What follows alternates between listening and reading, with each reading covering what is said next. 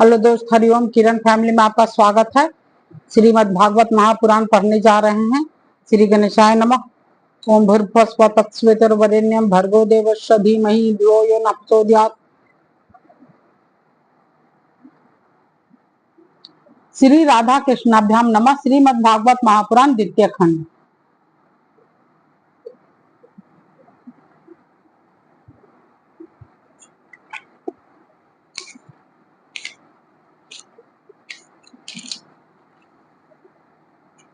दसम स्कंद अथर्वशीतमो अध्याय। 61 अध्याय। भगवान की संतति का वर्णन तथा अनिरुद्ध के विवाह में रुक्मी का मारा जाना। श्री सुखदेव जी कहते हैं, परीक्षित, भगवान श्री कृष्ण की प्रत्येक पत्नी के गर्भ से 10-10 पुत्र उत्पन्न हुए। वे रूप, बल आदि गुणों में अपने पिता भगवान श्री कृष्ण से किसी बात में कम न थे। राजकुमारियां देखती कि भगवान श्री कृष्ण हमारे महल से कभी बाहर नहीं जाते, सदा हमारे ही पास बने रहते हैं। इससे वे यही समझती कि श्री कृष्ण को मैं ही सबसे प्यारी हूँ। परीक्षित, सच पूछो तो वे अपने पति भगवान श्री कृष्ण का तत्व, उनकी महिमा नहीं समझती थी। वे सुंदरियां अपने आत्म आनंद में एक रस स्थित भगवान श्री कृष्ण के कमल कली के समान सुंदर मुख, विशाल बाहु, कर्ण स्पर्शी नेत्र, प्रेम भरी मुस्कान, रसमयी चितवन और मधुर वाणी से स्वयं ही मोहित रहती थी। वे अपने श्रृंगार संबंधी हाव भाव से उनके मन को अपनी ओर खींचने में समर्थ न हो सकी। वे 16,000 से अधिक थी।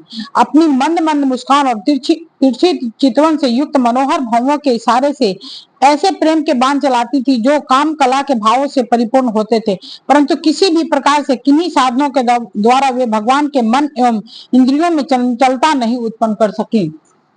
परीक्षित, ब्रह्मा आदि बड़े बड़े देवता भी भगवान के वास्तविक स्वरूप को या उनकी प्राप्ति के मार्ग को नहीं जानते।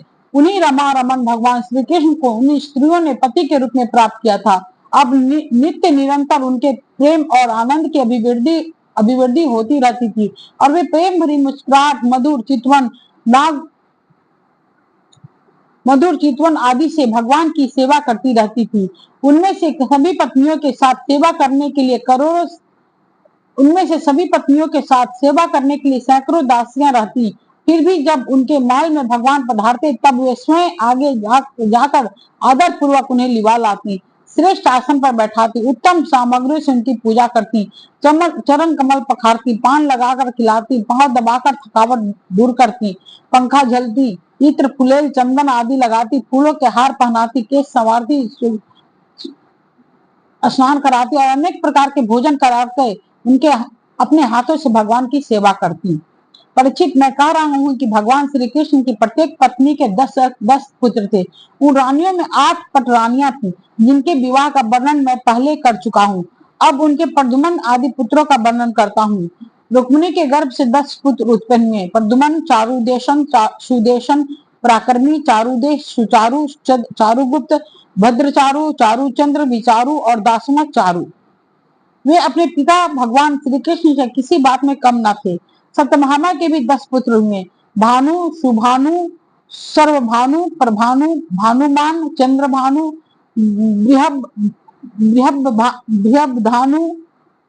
बृहदभानु, अतिभानु, श्रीभानु और प्रतिभानु।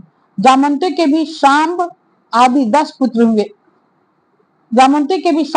10 पुत्र हुए। सांब, सुमित्र, पुरुजित, सत्यजित, सहस्त्रजित, विजय, चित्रकेतु, वसुमान, द्रविड़ और क्रतु, ये सब श्री कृष्ण को बहुत प्यारे थे। नागनिजीति सत्या के भी 10 पुत्र हुए। वीरचंद्र, अश्वसेन, चित्रगु, वेगवान, वृष, आम, शंकु, वसु और परम तेजस्वी कुंती। कालिंदी के भी 10 पुत्र ये थे। श्रुत, कवि, वृष, वीर, सुबाहु, भद्र, शांति, दर्श, पूर्णमास और सबसे छोटा सोमक।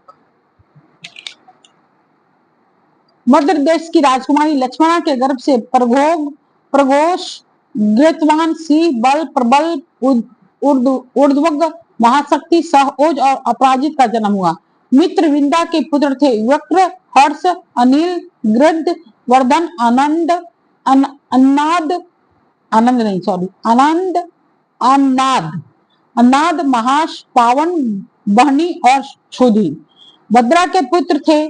संग्रामजीत, वृहतसेन, सूर, प्रहरण, अरिजीत, जय, सुभद्र, वाम, वायु और सत्यक। इन पटरानियों के अतिरिक्त भगवान की रोहिणी आदि 16,100 और भी पत्नियां थीं। उनके दीप्तिमान और काम तृप्त आदि 10-10 पुत्र हुए।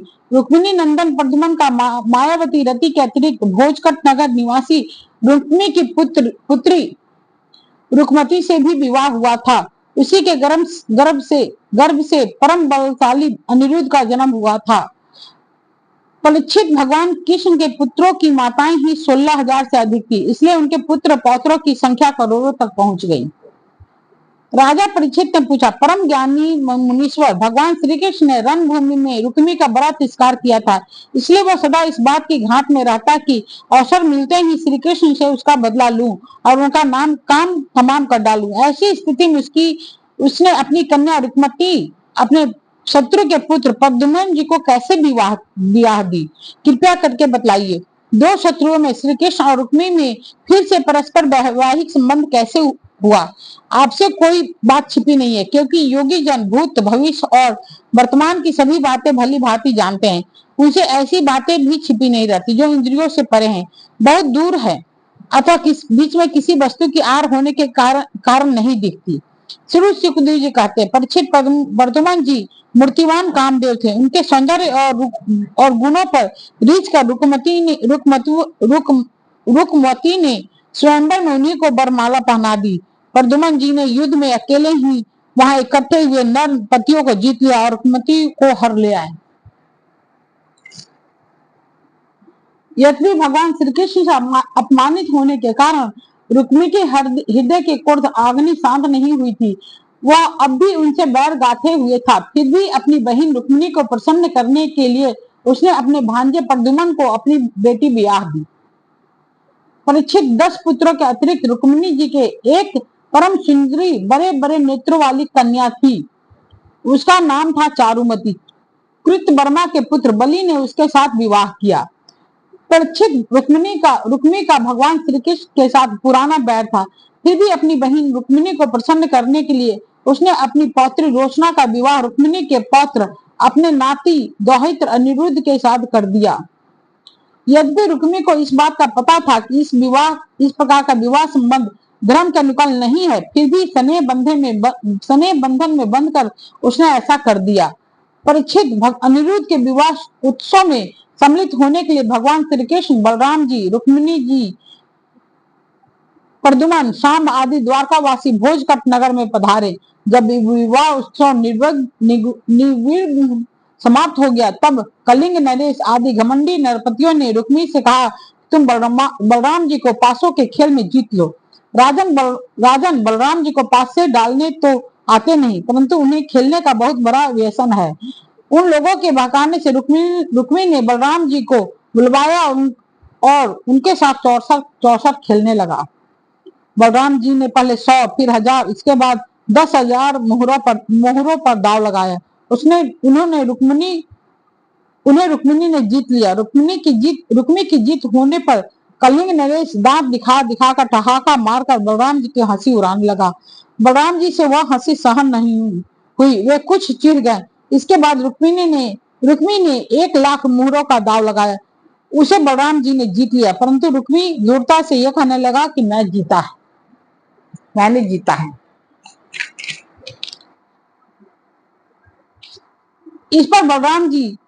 इस पर श्रीमान बलराम जी क्रोध से तिलमिला उठे। उनके हृदय में इतना क्षोभ हुआ मानो पूर्णिमा के दिन समुद्र में ज्वार आ गया हो। उनके नेत्र एक तो स्वभाव से ही लाल लाल थे, दूसरे अत्यंत क्रोध के मारे वे और भी दहक उठे। अब उन्होंने 10 करोड़ मोहरों पर दाव लगाया। इस बार भी धूत नियम के अनुसार बलराम जी की ही जीत हुई, परंतु रुक्मी ने छल करके कहा, मेरी जीत है। इस विषय के विशेषज्ञ कलिंग, नरेश आदि सभासद इसका निर्णय कर दें। उस समय आकाशवाणी ने कहा, यदि धर्म पूर्वक कहा जाए तो बलराम जी ने ही यह दाव जीता है। रुक्मी का यह कहना सरासर झूठ है कि उसने जीता है। एक तो रुक्मी के सिर पर मौत सवार थी, दूसरे उसके साथी दुष्ट राजाओं ने भी उसे उभार रखा था। इससे उसने आकाशवाणी पर कोई ध्यान न दिया और बलराम जी की हंसी उड़ाते हुए कहा, बलराम जी, आखिर आप लोग वन वन भटकने वाले ग्वाले ही तो ठहरे। आप पासा खेलना क्या जाने। पासों और बानों से तो केवल राजा लोग ही खेला करते हैं, आप जैसे नहीं। रुक्मी के इस प्रकार आक्षेप और राजाओं के उपहास करने पर बलराम जी क्रोध से आग बबूला हो उठे। उन्होंने एक मुदगर उठाया और उस मांगलिक सभा में ही रुक्मी को मार डाला। पहले कलिंग नरेश दांत दिखा दिखा कर हंसता था, अब रंग में भंग देखकर वहां से भागा, परंतु बलराम जी ने 10 ही कदम पर उसे पकड़ लिया और क्रोध से उसके दांत तोड़ डाले।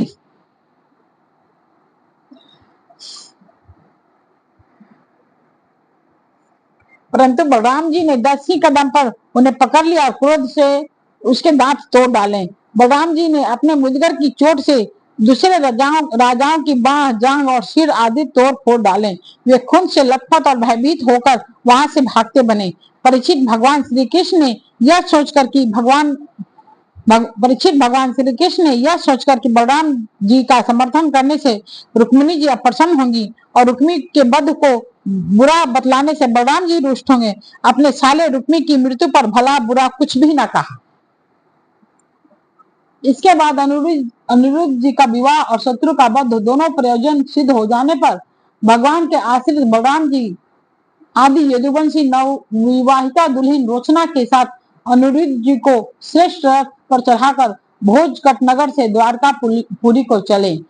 इति श्रीमद्भागवते महापुराणे परमहंस्यां संहितायां दशम स्कंदे उत्तरार्धे अनिरुद्ध विवाहे रुक्मी वधो नामक षष्ठीतमो अध्याय।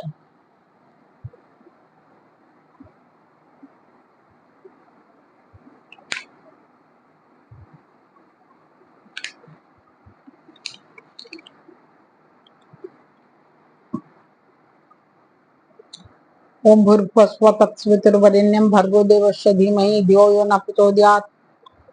ठीक है दोस्त, हरिओम।